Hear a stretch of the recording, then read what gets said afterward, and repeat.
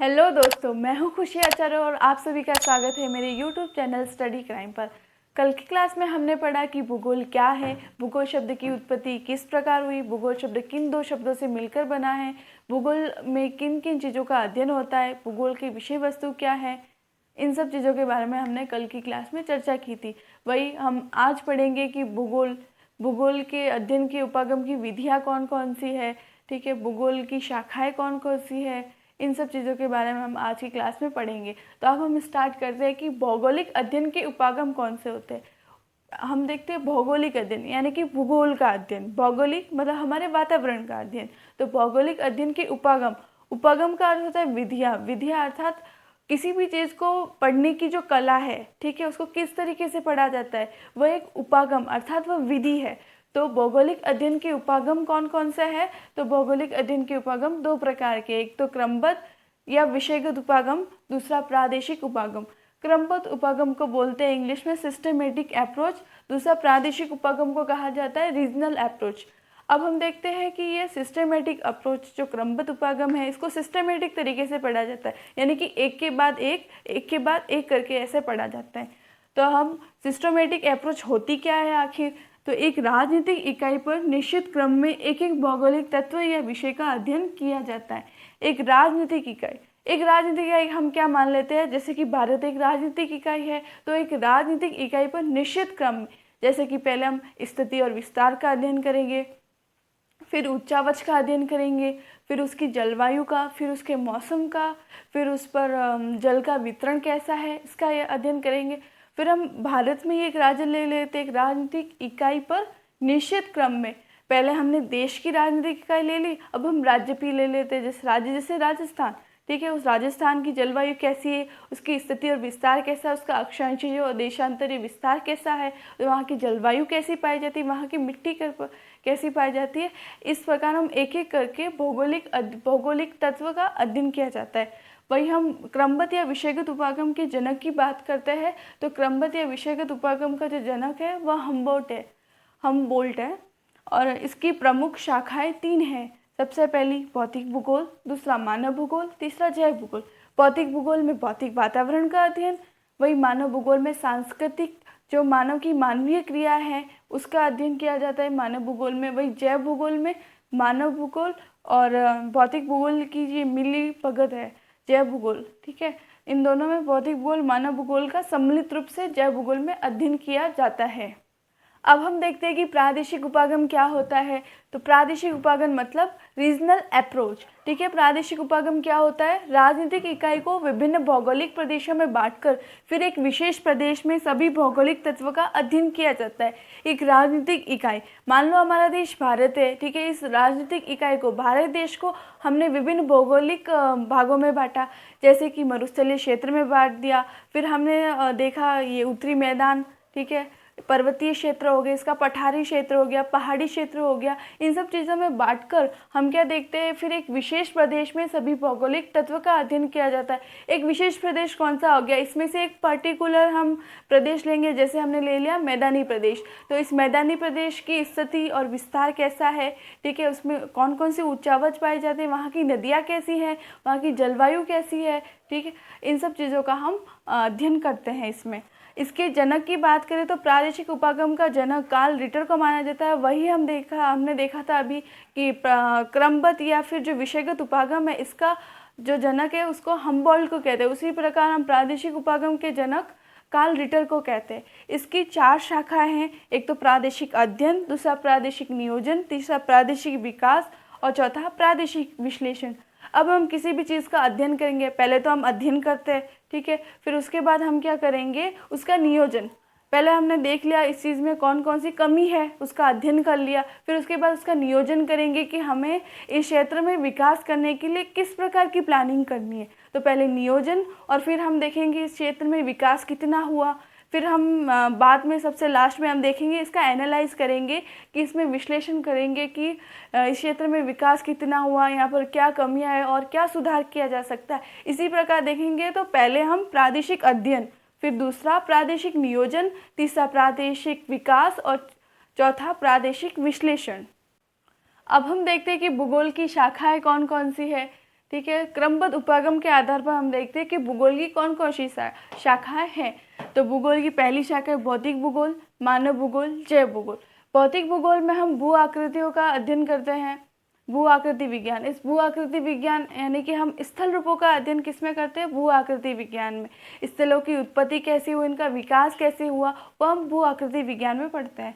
वही जलवायु विज्ञान में हम वायुमंडल की संरचना कैसी है, उसका संगठन कैसा है, ठीक है, उसमें कौन कौन से तत्व पाए जाते हैं, जलवायु क्या है, सभी का अध्ययन हम जलवायु विज्ञान में करते हैं। वही जल विज्ञान में हम जल के विभिन्न स्वरूप जैसे कि नदियाँ, झीलें, झरने, महासागर, इन सभी का अध्ययन हम जल विज्ञान में करते हैं। वही हम मृदा भूगोल की बात करें तो मृदा में हम मिट्टी के प्रकार कौन कौन से हैं, मिट्टी में कौन कौन से तत्व पाए जाते हैं, इन सभी चीज़ों का अध्ययन करते हैं। वही अगर हम मानव भूगोल की बात करते हैं तो मानव भूगोल में सबसे पहले अध्ययन करते हैं आर्थिक भूगोल का। आर्थिक भूगोल, इस आर्थिक भूगोल में हम जैसे कि आर्थिक भूगोल अर्थव्यवस्था से संबंधित है। इस अर्थव्यवस्था से संबंधित इसमें कृषि, उद्योग, व्यापार, वाणिज्य, इन सभी चीज़ों का अध्ययन किया जाता है।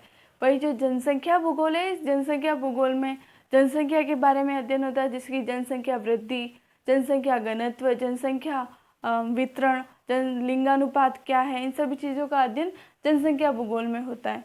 वही अधिवास भूगोल, अधिवास भूगोल में ग्रामीण और जो नगरीय संरचना है, इन सभी के बारे में अध्ययन किया जाता है। वही राजनीतिक भूगोल में हमारी देशों की सीमा के बारे में अध्ययन किया जाता है। वही ऐतिहासिक भूगोल में क्या होता है कि अभी जो देश है वो पहले, अभी जो वर्तमान स्वरूप है उससे पहले वो किस स्वरूप में था, यानी कि देश के वर्तमान स्वरूप में आने से पूर्व वो किस स्थिति में था, उसका अध्ययन ऐतिहासिक भूगोल के अंदर करते हैं। वही अगर हम जैव भूगोल की बात करें, ये दोनों भूगोल के सहयोग से निर्मित है। इसमें वनस्पति, पारिस्थितिकी, पर्यावरण और जंतु का अध्ययन किया जाता है। तो अब हम पढ़ेंगे क्या भूगोल एक वैज्ञानिक विषय है। तो भूगोल, हाँ, इसका आंसर है हाँ, भूगोल एक वैज्ञानिक विषय है। इससे संबंधित हम देखेंगे भूगोल 3 वर्गों के प्रश्नों से संबंधित है। पहला क्या, दूसरा कहाँ और तीसरा क्यों। क्या प्रश्न भूगोल भूतल पर प्राकृतिक और सांस्कृतिक विशेषताओं के प्रतिरूप की पहचान से जुड़ा हुआ है। क्या प्रश्न, हम कोई भी चीज़, अगर हमें किसी चीज़ की पहचान करनी है तो हम बोलेंगे कि ये क्या चीज़ है, तो पहचान से जुड़ा प्रश्न क्या प्रश्न है। तो भूतल पर प्राकृतिक और सांस्कृतिक विशेषताओं के प्रतिरूप की पहचान से जुड़े हुए हैं। जैसे कि किसी भी खनिज तत्व के बारे में ले लें, जैसे कि कोयला, तो हमें पहले पता नहीं होगा तो ये क्या है, तो भूगोल उसी प्रकार जो हमारा विज्ञान है ये भी यही बताता है कि ये क्या चीज़ है, ठीक है। तो उसी प्रकार भूगोल भी क्या प्रश्न से संबंधित है। कहाँ प्रश्न, यह भूतल पर प्राकृतिक और सांस्कृतिक जो तत्व है उनके वितरण से जुड़े हुए। वितरण जैसे हमने देख लिया, वितरण से जुड़े जो कोयला है कहाँ का पाया जाता है, तो हम देखेंगे कोयला हमारे पश्चिम बंगाल में, झारखंड में, छत्तीसगढ़ वाला क्षेत्र, जो छोटा नागपुर का पठार है वहाँ पर कोयले का वितरण पाया जाता है। तो ये वितरण से संबंधित है, यानी कि कहाँ कहाँ पर पाए जाते हैं, ये वितरण हो गया। तीसरा प्रश्न क्यों, ये तत्वों के बीच कार्य कारण संबंध से जुड़े हुए। हमने देखा कि जैसे हम देखते हैं कि जैसे कोयला है वह हमारे छोटे नागपुर वाले क्षेत्र में बहुत ज़्यादा पाया जाता है, तो दूसरी जगह जैसे कि हम ले लें थार का मरुस्थल, वहाँ पर कोयला नहीं पाया जाता है। भारत के किसी क्षेत्र में पीट प्रकार का कोयला है तो किसी क्षेत्र में लिग्नाइट प्रकार का कोयला पाया जाता है, तो किसी क्षेत्र में एंथ्रेसाइट प्रकार का कोयला पाया जाता है।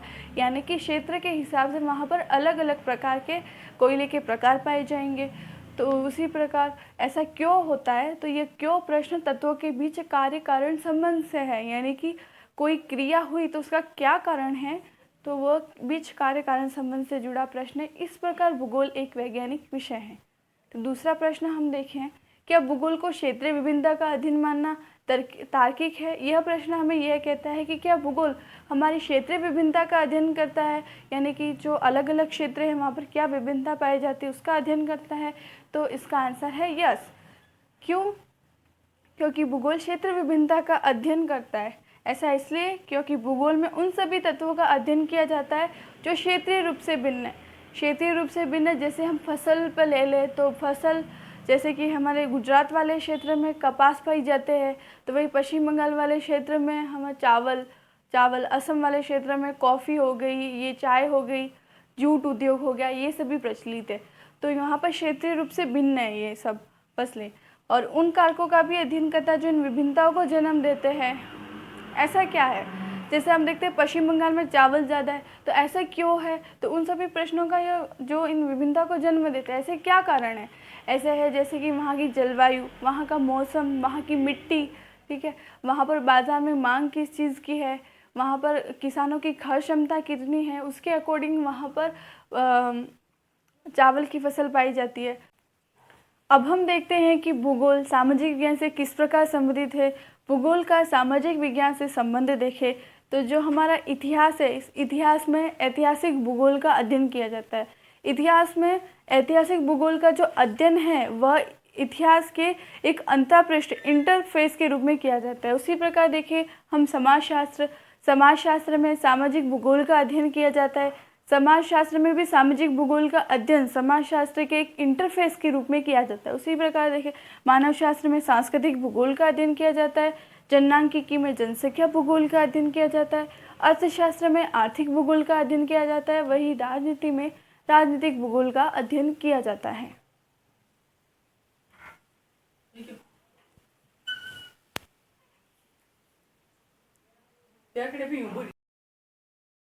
अब हम भूगोल का प्राकृतिक विज्ञान से संबंध देखते हैं तो भूगोल का प्राकृतिक विज्ञान से संबंध देखें तो इसकी कई शाखाएं हैं। जैसे कि हम खगोलिकी में खगोलीय भूगोल का अध्ययन करते हैं। खगोलिकी में जो खगोलीय भूगोल का अध्ययन किया जाता है वह खगोलिकी के अंतःपृष्ठ या इंटरफेस के रूप में किया जाता है। वही जल विज्ञान में समुद्र विज्ञान का अध्ययन किया जाता है। मृदा विज्ञान में मृदा भूगोल का अध्ययन किया जाता है। वही भूविज्ञान में भूविज्ञान के अंतःपृष्ठ के रूप में भू आकृति भूगोल का अध्ययन किया जाता है। वही गणित में गणितीय भूगोल का अध्ययन किया जाता है।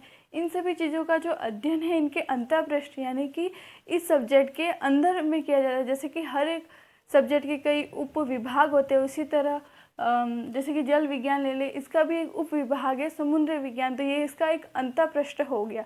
तो समुद्र विज्ञान को हम जल विज्ञान के अंतःपृष्ठ या इंटरफेस के रूप में पढ़ते हैं। अब हम देखते हैं कि दर्शन को किसी विषय का मूल आधार क्यों माना जाता है। दर्शन यानी कि विजुअलाइजेशन, दर्शन अर्थात किसी भी चीज़ को देखने का ढंग। जो दर्शन होता है किसी भी विषय का वह उस विषय को जड़ अर्थात मजबूती प्रदान करता है। उसी प्रकार जो हमारा भूगोल है उस भूगोल का भी एक दर्शन है जिसे बोलते हैं ऐतिहासिक भौगोलिक चिंतन के रूप में भूगोल, ठीक है। इसे भूगोल की एक मात्र शाखा के रूप में पढ़ा जाता है। अगर हम दूसरा प्रश्न देखते हैं, भूगोल का अध्ययन मनुष्य में किस प्रकार के जीवन मूल्यों का विकास करता है।